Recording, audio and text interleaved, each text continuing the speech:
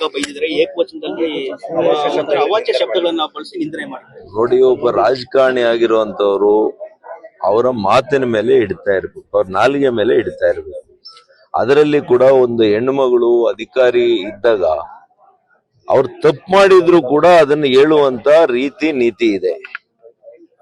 ನಿಮ್ಮ ಭಾಷೆಯಿಂದ ನಿಮ್ ಸಂಸ್ಕೃತಿ ಅರ್ಥ ಆಗ್ತದೆ, ಜನ ತೀರ್ಮಾನ ಮಾಡ್ತಾರೆ ಅಂತಿಮವಾಗಿ ಅಲ್ವಾ. ಹಾಗಾಗಿ ಕಾಂಗ್ರೆಸ್ನವ್ರು ಇದಕ್ಕೆ ಉತ್ತರ ಕೊಡ್ಬೇಕು, ನಾನಲ್ಲ.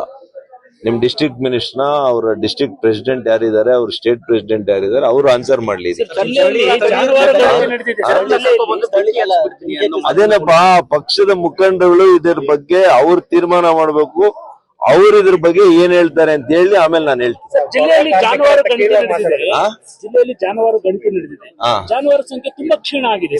ಹೌದು, ಜಾನುವಾರುಗಳು ಕಡಿಮೆ ಆಗ್ತಾ ಇರೋದು ನಿಜವಾಗಿಯೂ ಕೂಡ ಆತಂಕದ ಒಂದು ವಿಷಯ.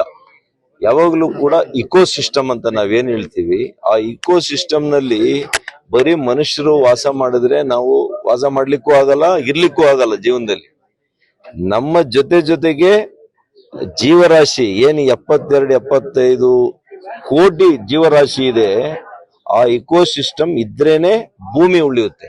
ಮುಖ ಬೈದಿದ್ರೆ ಏಕವಚನದಲ್ಲಿ ಅವಾಚ್ಯ ಶಬ್ದಗಳನ್ನ ಬಳಸಿ ನಿಂದನೆ ಮಾಡ್ತಾರೆ. ನೋಡಿ, ಒಬ್ಬ ರಾಜಕಾರಣಿ ಆಗಿರುವಂತವ್ರು ಅವರ ಮಾತಿನ ಮೇಲೆ ಇಡ್ತಾ ಇರ್ಬೇಕು, ಅವ್ರ ನಾಲಿಗೆ ಮೇಲೆ ಇಡ್ತಾ ಇರ್ಬೇಕು. ಅದರಲ್ಲಿ ಕೂಡ ಒಂದು ಹೆಣ್ಣುಮಗಳು ಅಧಿಕಾರಿ ಇದ್ದಾಗ ಅವ್ರು ತಪ್ಪು ಮಾಡಿದ್ರು ಕೂಡ ಅದನ್ನು ಹೇಳುವಂತ ರೀತಿ ನೀತಿ ಇದೆ. ನಿಮ್ಮ ಭಾಷೆಯಿಂದ ನಿಮ್ ಸಂಸ್ಕೃತಿ ಅರ್ಥ ಆಗ್ತದೆ, ಜನ ತೀರ್ಮಾನ ಮಾಡ್ತಾರೆ ಅಂತಿಮವಾಗಿ ಅಲ್ವಾ. ಹಾಗಾಗಿ ಕಾಂಗ್ರೆಸ್ನವ್ರು ಇದಕ್ಕೆ ಉತ್ತರ ಕೊಡ್ಬೇಕು, ನಾನಲ್ಲ.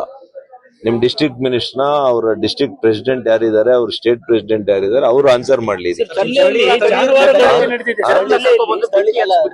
ಅದೇನಪ್ಪಾ, ಪಕ್ಷದ ಮುಖಂಡಗಳು ಇದ್ರ ಬಗ್ಗೆ ಅವ್ರು ತೀರ್ಮಾನ ಮಾಡ್ಬೇಕು. ಅವ್ರು ಇದ್ರ ಬಗ್ಗೆ ಏನ್ ಹೇಳ್ತಾರೆ ಅಂತ ಹೇಳಿ ಆಮೇಲೆ ನಾನು ಹೇಳ್ತೀನಿ. ಜಿಲ್ಲೆಯಲ್ಲಿ ಜಾನುವಾರು ಗಣತಿ ನಡೆದಿದೆ. ಜಾನುವಾರು ಸಂಖ್ಯೆ ತುಂಬಾ ಕ್ಷೀಣ ಆಗಿದೆ.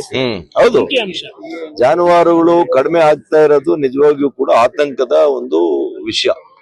ಯಾವಾಗ್ಲೂ ಕೂಡ ಇಕೋ ಸಿಸ್ಟಮ್ ಅಂತ ನಾವೇನ್ ಹೇಳ್ತೀವಿ, ಆ ಇಕೋ ಸಿಸ್ಟಮ್ ನಲ್ಲಿ ಬರೀ ಮನುಷ್ಯರು ವಾಸ ಮಾಡಿದ್ರೆ ನಾವು ವಾಸ ಮಾಡ್ಲಿಕ್ಕೂ ಆಗಲ್ಲ, ಇರ್ಲಿಕ್ಕೂ ಆಗಲ್ಲ. ಜೀವನದಲ್ಲಿ ನಮ್ಮ ಜೊತೆಗೆ ಜೀವರಾಶಿ ಏನು 72-75 ಕೋಟಿ ಜೀವರಾಶಿ ಇದೆ, ಆ ಇಕೋ ಸಿಸ್ಟಮ್ ಇದ್ರೇನೆ ಭೂಮಿ ಉಳಿಯುತ್ತೆ. ನಿರ್ಭೀತ, ನಿಷ್ಪಕ್ಷಪಾತ, ವಿಶ್ವಾಸಾರ್ಹ ಸುದ್ದಿಗಳಿಗೆ ಮತ್ತೊಂದು ಹೆಸರಾಗಿರೋ ನ್ಯೂಸ್ 18 ಕನ್ನಡ ಈಗ ಆಪ್ನಲ್ಲೂ ಲಭ್ಯ ಇದೆ. ದಯವಿಟ್ಟು ಇಲ್ಲಿರೋ QR ಕೋಡ್ ಅನ್ನ ಸ್ಕ್ಯಾನ್ ಮಾಡಿಕೊಂಡು ಆಪ್ ಡೌನ್ಲೋಡ್ ಮಾಡೋದಕ್ಕೆ ಮರಿಬೇಡಿ. ನಿಮ್ಮ ಬೆಂಬಲ ಹೀಗೆ ಸದಾ ನಮ್ಮೊಂದಿಗಿರಲಿ. ಧನ್ಯವಾದ.